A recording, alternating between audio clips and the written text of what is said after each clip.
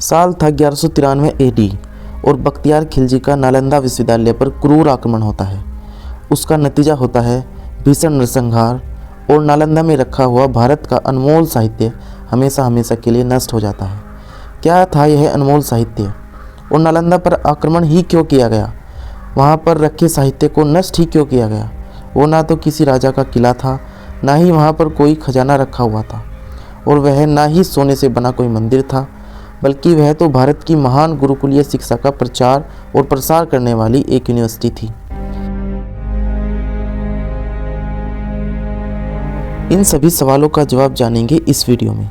इससे पहले अगर आपको यह वीडियो पसंद आए तो वीडियो को लाइक और शेयर करना ना भूलें और भारतवर्ष की ऐसी ही अनेकों महान गाथाओं को जानने के लिए हमारे चैनल को सब्सक्राइब जरूर करें।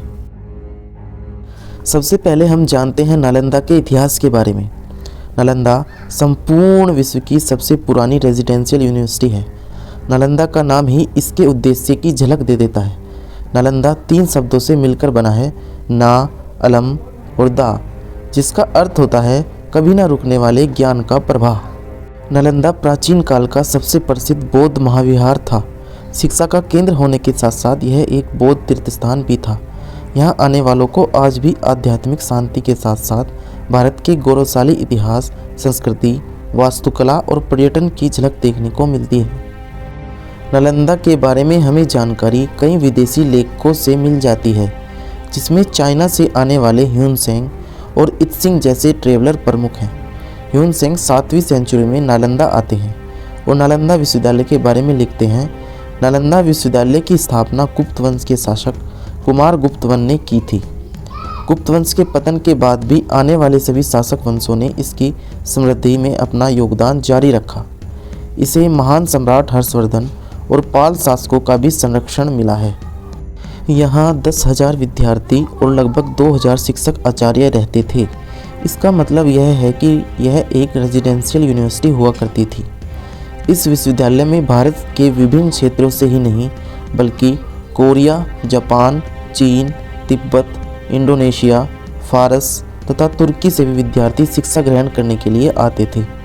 अत्यंत सुनियोजित ढंग से विस्तृत क्षेत्र में बना हुआ यह विश्वविद्यालय स्थापत्य कला का अद्भुत नमूना था।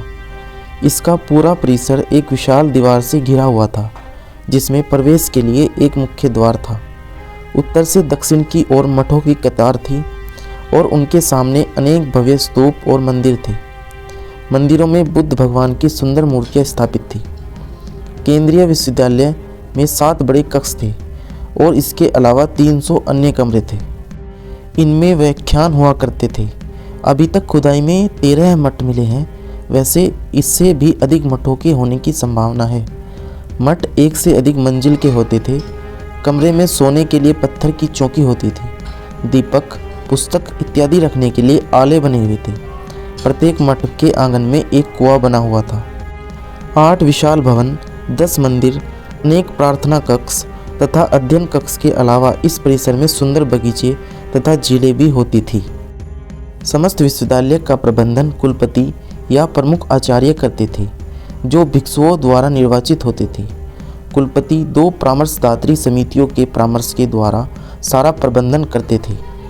प्रथम समिति शिक्षा तथा पाठ्यक्रम संबंधी कार्य देखती थी और द्वितीय समिति सारे विश्वविद्यालय की आर्थिक व्यवस्था तथा प्रशासन की देखभाल करती थी।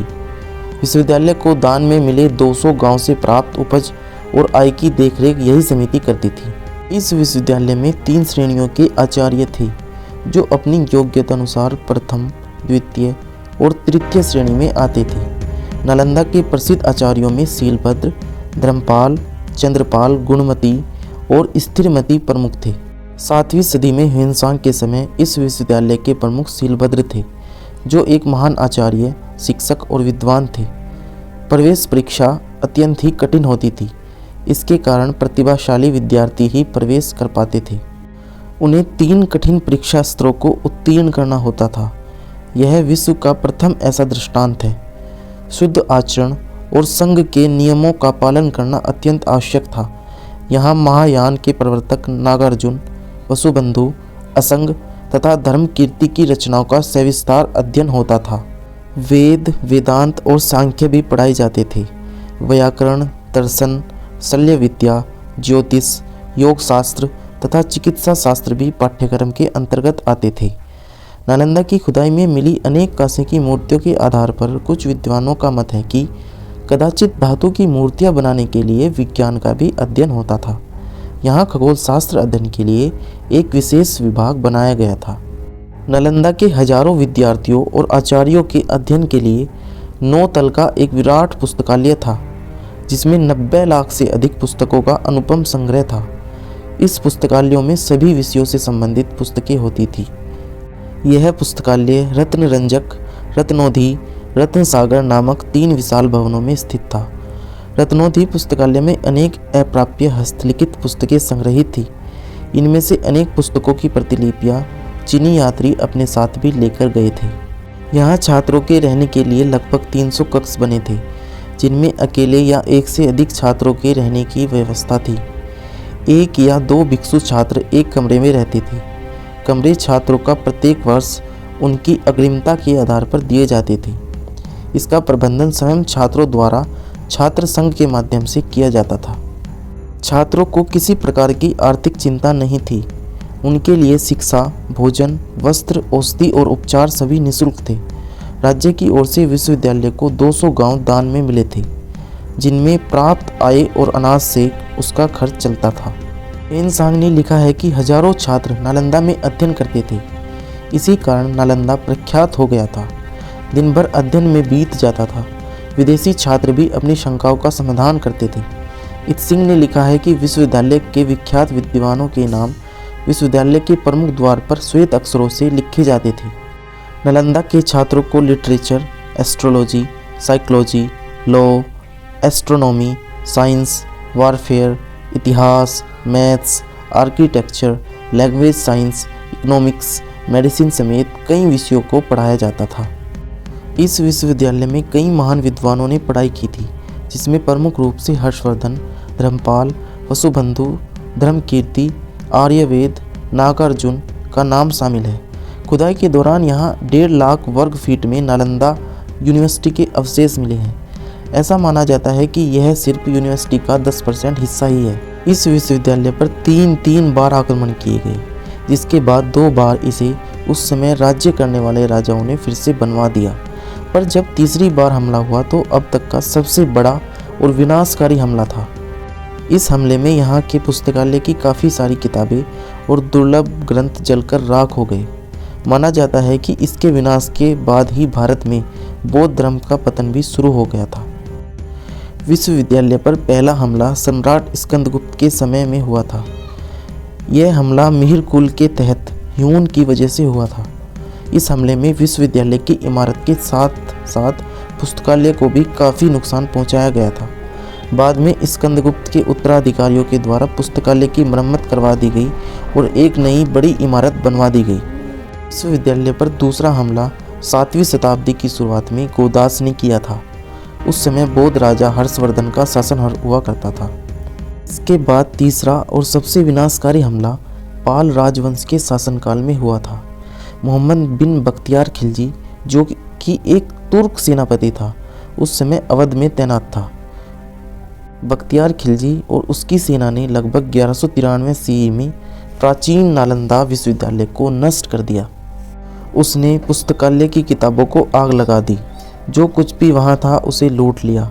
विश्वविद्यालय में रह रहे हजारों भिक्षुओं और विद्वानों को जलाकर मार दिया गया। पर ऐसा क्या हुआ था जो बख्तियार खिलजी ने भारत की इस महान विरासत को नष्ट कर दिया? इतिहासकार विश्व प्रसिद्ध नालंदा विश्वविद्यालय को जलाने के पीछे जो वजह बताते हैं, उसके अनुसार एक समय बख्तियार खिलजी बहुत ज़्यादा बीमार पड़ गया था। उसके हकीमों ने इसका काफ़ी उपचार किया, पर कोई फ़ायदा नहीं हुआ। तब उसे नालंदा विश्वविद्यालय के आयुर्वेद विभाग के प्रमुख आचार्य राहुल श्री भद्र जी के उपचार कराने की सलाह दी गई। उसने आचार्य राहुल को बुलवा लिया तथा इलाज से पहले शर्त लगा दी कि वह किसी हिंदुस्तानी दवाई का सेवन नहीं करेगा। और इस शर्त के बाद भी उसने एक और शर्त में यह कहा कि अगर वह फिर भी ठीक नहीं हुआ तो आचार्य की हत्या करवा देगा। अगले दिन आचार्य उसके पास कुरान लेकर गए और कहा कि कुरान की पृष्ठ संख्या इतने से लेकर इतने तक पढ़िए, आप ठीक हो जाएंगे। उसने आचार्य के बताए अनुसार पढ़ा और ठीक हो गया। लेकिन ठीक होने की उसको कोई खुशी नहीं, बल्कि उल्टा गुस्सा आया। गुस्सा इसलिए आया कि वह सोचता था कि उसके हकीमों से इन भारतीय वैद्यों का ज्ञान श्रेष्ठ क्यों है। आयुर्वेदाचार्य और आयुर्वेद का एहसान मानने के बजाय उसने यह सोचा क्यों ना इस ज्ञान को पूर्ण रूप से ही नष्ट कर दिया जाए, और उसने 1199 में नालंदा विश्वविद्यालय में आग लगवा दी। वहाँ इतनी पुस्तकें थी कि आग लगी भी तो 6 महीने तक पुस्तकें जलती रहीं। उसने हजारों धर्माचार्य और बौद्ध भिक्षु मार डाले। खिलजी के ठीक होने की जो वजह बताई जाती है वह यह है कि वैद्यराज राहुल श्रीभद्र ने पुस्तक के पेजों पर एक अदृश्य लेप लगा दिया था, क्योंकि वे जानते थे कि खिलजी थूक लगाकर पेज पलटता है, और मात्र 10 से 20 पेज पढ़ने के बाद वह उन पेजों पर लगे अदृश्य लेप को चाट गया और वह ठीक हो गया। उसने इस एहसान का बदला नालंदा को ध्वस्त कर दिया। इस अज्ञानी शासक की अज्ञानता के कारण भारतवर्ष ने अपना बहुत सारा अमूल्य साहित्य खो दिया।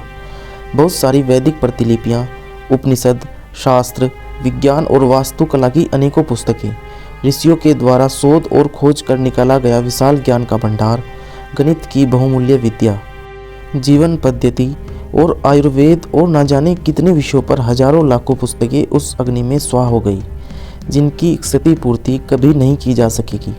उस ज्ञान को कभी वापस नहीं लाया जा सकेगा। यह एक ऐसा आघात था जो कभी भरा नहीं जा सकेगा।